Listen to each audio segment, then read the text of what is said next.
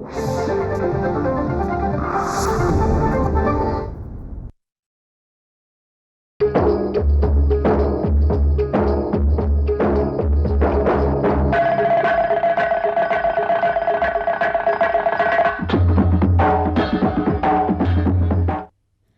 कार्यक्रम संग्रहित असल्याने ध्वनिचित्रमुद्रण सदोष असण्याची शक्यता आहे.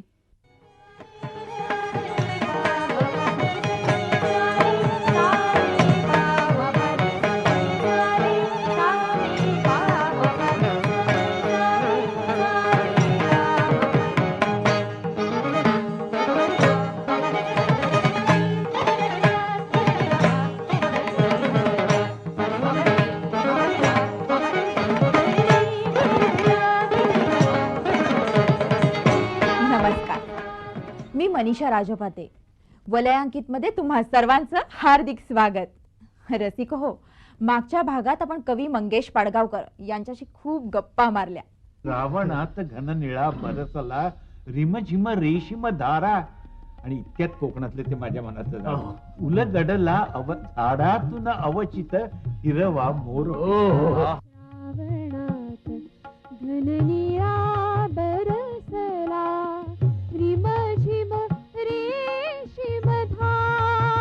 आणि एका मागून दुसरी ओळ, दुसरी तिसरी ओळ, असं करत करत बघता बघता ही कविता माझ्या हातात.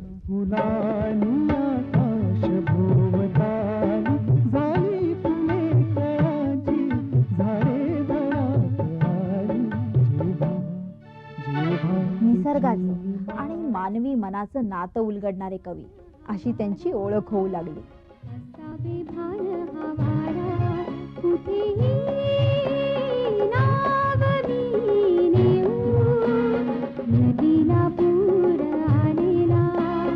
भावगीतांचे सम्राट असणारे निसर्ग कवी श्री मंगेश पाडगावकर हेच आजही आपले पाहुणे आहेत. मंडळी, प्रेम प्रेम या अडीच अक्षरांनी अनेक काव्यांना विषय पुरवला आहे. मग पाडगावकरांसारखा रसिक कवी याला अपवाद कसा असेल? प्रेमाविषयीचं मनमोकळं दिलखुलास तत्वज्ञान त्यांच्या कवितेतून येतं. त्यांची प्रेमाची व्याख्या काय आहे हे तुम्हाला माहिती? जे व्याख्येत बसत नाही त्याला प्रेम म्हणतात. पाडगावकरांच्या कवितेतील प्रेमाला वयाचं बंधनच नसतं. मराठीतून इश्क म्हणून प्रेम करता येतं आणि उर्दू मध्ये इश्क म्हणून प्रेम करता येतं. व्याकरणात चुकलात तरी प्रेम करता येतं आणि कॉन्व्हेंट मध्ये शिकलात तरी प्रेम करता येतं. कारण लव हे त्याचंच दुसरं नेम असतं. प्रेम म्हणजे प्रेम असतं. तुमचं आणि आमचं अगदी सेम असतं. कवितेतील प्रेमाला वयाचं बंधनच नसतं. ते थोडंसं खोडकर असतं आणि थोडंसं खट्याळही. इतरांचा डोळा चुकवून ते फुलणारं असतं.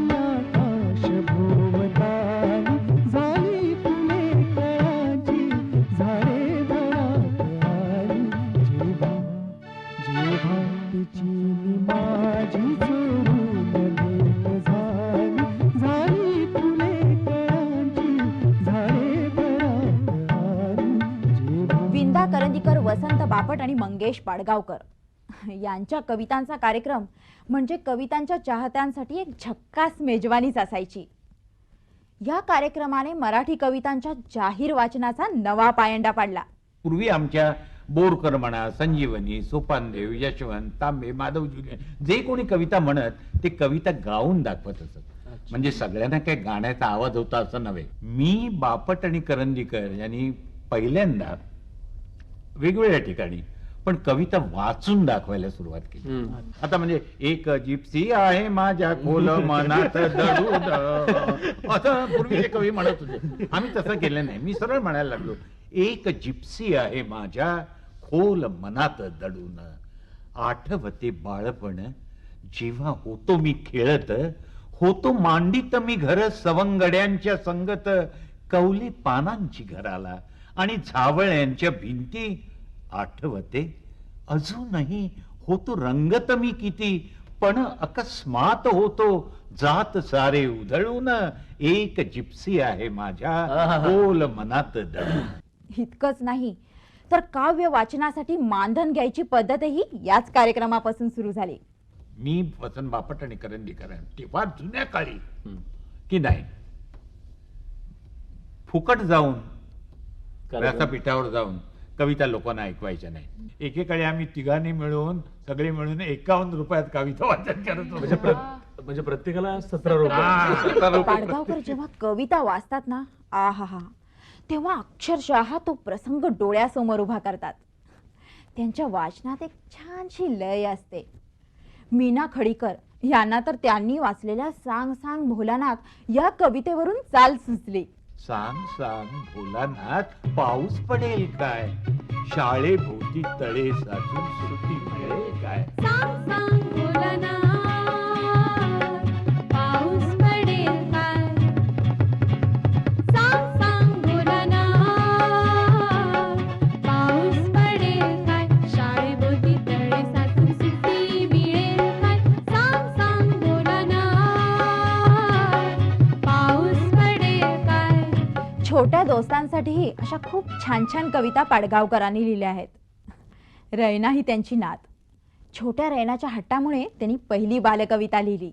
लाडी गो लाडी ओढ माझी दाढी, आईशीला तुझ्या नाही गो अक्कल, आणि आज्याला लागलंय पडायला टक्कल. या कवितेनंतर त्यांना कळलं की आपल्याला ही बालकविता लिहिता येते. मग ते नेहमीच अशा कविता लिहू लागले आणि बघता बघता त्यांची 7 बालकविता संग्रह प्रसिद्ध झाले. भरपूर पाऊस पडू दे, रस्ते सगळे बुडू दे, सुट्टी देत नाहीत त्या सगळ्यांची कट्टी, सुट्टी जर दिली नाही शाळेला बुट्टी, सुट्टी एके सुट्टी, सुट्टी दुणे सुट्टी. तर अशा खूप छान छान कविता लिहिणाऱ्या पाडगावकरांना साध्या सोप्या लहान मुलांना आवडतील अशा बालकविता लिहिणं सगळ्यात कठीण काम वाटतं. माझी कविता ही एखादं खेळण्यासारखी त्याच्या हातात आली पाहिजे आणि आनंदाने खेळत खेळत नंतर त्याने ती टाकून देऊन दुसऱ्या कवितेचं खेळणं माझ्या हातात घेतलं पाहिजे. मूल हे आनंदी व्हायला पाहिजे. रसिक हो, पाडगावकरांच्या वात्रटिका हा एक मस्त गमतीशीर प्रकार आहे. अगदी छोट्याच असणाऱ्या या वात्रटिका म्हणजे हसवणाऱ्या जणू चारोळ्याच. एक होती करवली, ती लग्नात हरवली, तिच्या आईने केले तांडव, पालथा घातला सगळा मांडव, इतक्या गोंधळात नवऱ्याने हौस आपली पुरवली. पाडगावकरांनी कवितेचे अनेक प्रकार हाताळलेत. हा, पण त्यांना चित्रपटासाठी गाणी लिहिणं काही आवडत नाही. त्याचं काय माहितीये का, त्यांना असं ठरवून कविता करताच येत नाही, तर ती त्यांना अगदी आपोआप सुचत जाते. आणि त्यामुळेच एखादा विषय घेऊन त्या चालीप्रमाणे कविता लिहिणं त्यांना आवडत नाही. गाणं मला सुचलं की मला ओळ आधी पहिल्यांदा येते. मग मला कळतं की याचं गाणं करायचं की कविता. आता बघा, श्रावणात घन निळा बरसला, रिमझिम रेशीम धारा, ही एक ओळ आहे, ही मला आली. किंवा माझी एक ओळ आहे त्या मीटर मध्येच आहे. एक जिप्सी आहे माझ्या खोल मनात दडून, ही मीटर मध्येच आहे. बरोबर. आता जिप्सीची ओळ जेव्हा माझ्या मनात आली तेव्हा मी हिची कविता करायचं असं ठरवलं, गाणं नाही. कशामुळे ठरवलं? इन्स्टिंक्ट.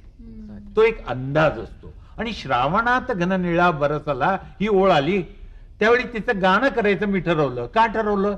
अंदाज. काय म्हणता, तुम्हालाही त्यांची कविता गावीशी वाटते? हो, मग त्यात अवघड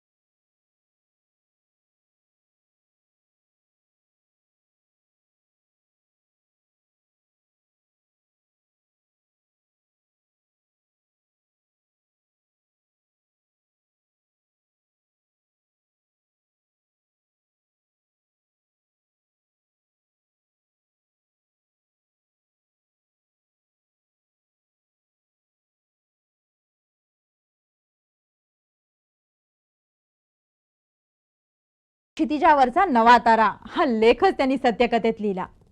ऐन तारुण्यात मिळालेली ही शाबासकीची थाप त्यांना आयुष्यात खूप प्रोत्साहन देणारी ठरली. आज ते स्वतःही नवख्या कवींसाठी हीच भूमिका बजावतात. तरुण मुलांच्या पुस्तकांना प्रस्तावना अजूनही लिहून देतो, प्रस्तावना लिहून देतो ना मी. किती वेळ त्याच्यात काढावा लागतो मला, पण मी करतो. मला काही लोक हसतात आणि चेष्टाही करतात माझी, म्हणजे कोणी आले तरी आपला प्रस्तावना लिहून देतो. पण शेवटी असं आहे की तो तरुण कवी आहे, नवीन कवी आहे, त्याच्या मागे मी उभं राहायचं नाही तर कोणी राहायचं. कवी व्हायचं म्हणजे प्रसिद्धी आणि ग्लॅमर असं वाटते की काय तुम्हाला? कवीला ग्लॅमर वगैरे काय म्हणजे हे कठीणच आहे. काव्य हे भाषेत असल्यामुळे फार फार तर ग्रामर असं एवढं म्हणा. तरी सुद्धा कारण भाषेला ग्रामर चुकत नाही. पण हे सोडल्या कवीना ग्लॅमर वगैरे काय नव्हतं. सामान्य परिस्थितीमध्ये सगळे कवी होते. त्यांना कवितांना धड कोणी पैसेही त्या काळात द्यायचं नाही. पाडगावकरांचं व्यक्तिमत्व किती रंगानी रंगले नाही. प्रेमकवी, निसर्गकवी, बंडखोर कवी आणि इतकंच नाही तर संत कबीर आणि संत मीराबाई यांच्या साहित्याचे ते गाढे अभ्यासकही आहे. आणि तुम्हाला ऐकून आश्चर्य वाटेल, ज्योतिषशास्त्रात विशेषतः हातावरून भविष्य पाहण्यात ते पारंगत आहेत. काहीतरी वाचलेले असं आहे. आमची आई बघायची, माझे आत्ते भाऊ होते ते बघायचे, घरात आजोबा बघायचे, ते घरात सारखं कानावर पडून पडून ते तुम्हाला पण माहिती झाली हा. त्याची. म्हणजे तुम्ही पत्रिका बघता, हात बघता की चेहरा बघता? त्याच्यावरनं ते चेहऱ्यावर अवलंबून आहे. मग तुम्ही जर भेटलात तर तुम्ही फक्त पत्रिका आवडेल. आता या भेटले ते काय ते सांगताय.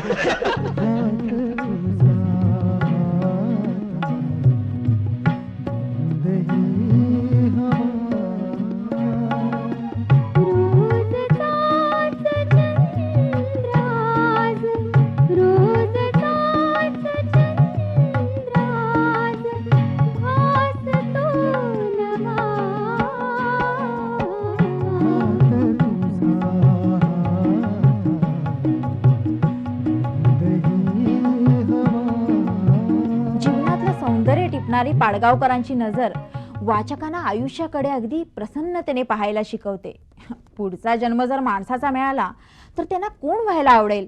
तुम्ही सगळ्या जगाचं राज्य दिलं, अगदी मनापासून सांगतो, तर मी कवीच राहीन. कवितांच्या प्रांतातून मनसोक्त मुसाफिरी करणारा हा जिप्सी या जगण्यावर, या जन्मावर अगदी मनापासून प्रेम करतो.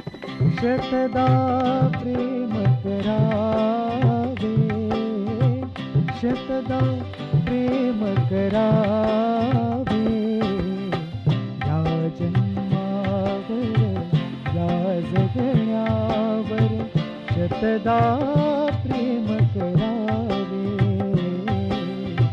या जन्मावर. रसिक हो, ही रंगलेली मैफल आता आपण इथेच थांबूया. तेव्हा भेटूया पुढच्या आठवड्यात याच दिवशी याच वेळी. तोपर्यंत नमस्कार. चंचल वारा या जलधारा भिजली काळी माती, चंचल वारा या जलधारा भिजली काळी माती. हिरवे हिरवे प्राण कशी रुजून आली पाती,